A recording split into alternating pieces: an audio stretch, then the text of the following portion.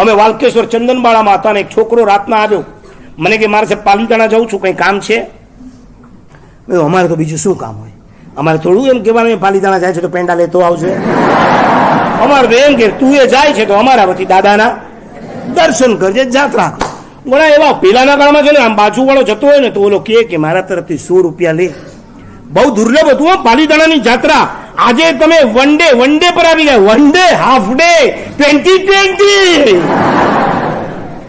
હવે 2020 ચાલુ થઈને ઓલો નીકળી ગયો હોય, 2020 પૂરી થાય પેલા પાલીતાણાથી પાછો આવી ગયો હોય.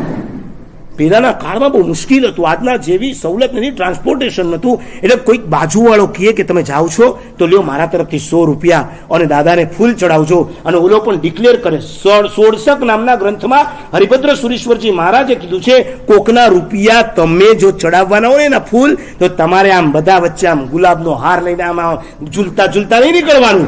તમારે ચડાવતા પેલા ત્યાં જાહેરમાં બોલવાનું કે મારા પાડોશીએ 100 રૂપિયા આપ્યા હતા, એમાંથી આ હાર બનાવ્યો છે અને એના વતી હું આ દાદાને ચડાવું છું. Credit goes to your neighbour. આ તો મારો બેટો પોતે જ બધું લેતો. હા, શું ભક્તિ કરે, શું ભક્તિ કરે. લલ્લુ, આ અનિતિની પૂજા કહેવાય. કોકના રૂપિયાથી ભક્તિ કરો ત્યારે તમારે ડિક્લેર કરવાનું છે. તો આવું એક હતું પેલાના કાળમાં. માણસ જઈ શકતો નતો તો બાજુવાળાને આપતો હતો. એક વખત એવું બન્યું, બાજુવાળાએ 100 રૂપિયા આપ્યા તો બીજાને થયું સાલું ખિસ્સામાં સોતો નથી. હવે કાંઈક તો કેવું પડે કે ના કેવું પડે. એટલે ઓલાએ કીધું ને 100 રૂપિયાના ફૂલ ચડાવજો. આને કીધું તો એક કામ કરજો, મારા વતી દાદાને 100 ખમાસણા દઈ દેજો. એટલે ઓલો આ ધંધો કર્યા કરે, તારા વતી 100 ખમાસણા દઈ દે છે. બોલતા બોલી દીધું, પણ ઓલાએ કરવાનું છે. અમે ચંદનબાળામાં વાલકેશ્વર અને એક છોકરો કેવા આવ્યો કે મારે સાહેબ જવું છું કંઈ કામ. મેં કીધું બસ દાદાની જાત્રા કરજો. બીજો દિવસ પૂરો, ત્રીજા દિવસે સવારે હાજર, 36 hours. મેં કીધું તમે જવાના હતા? હું તમને આ 35 વર્ષ પહેલાની વાત કરું. મેં કીધું તમે તો પાલી, મને કે જઈ આવ્યો. એવું કઈ રીતના?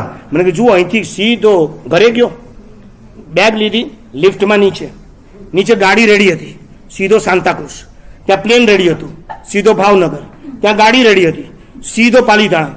ઘોડા ગાડી રેડી હતી, સીધો તળેટી. ડોળી રેડી હતી, સીધો દાદાના દરબાર. હવે કે હું જે ક્રમથી ગયો એ જ ક્રમથી પાછો આવી ગયો. ડોળીમાંથી તળેટીમાંથી ઘોડાગાડીમાંથી પાલીતાણાથી ગાડીમાંથી ભાવનગરથી પ્લેનમાંથી સાંતાક્રુઝમાં ટેક્સીમાંથી ઘરે લિફ્ટમાંથી ઘરે. મેં કીધું ઓકે, તું પાલીતાણા જાત્રા કરે. હવે મને એ કે દાદાના માથા પર મુગટ હતો કે નહીં? અને ઓલો માથું ખંજોળા. મેં તારા માથા પર નહીં, દાદાના માથા પર.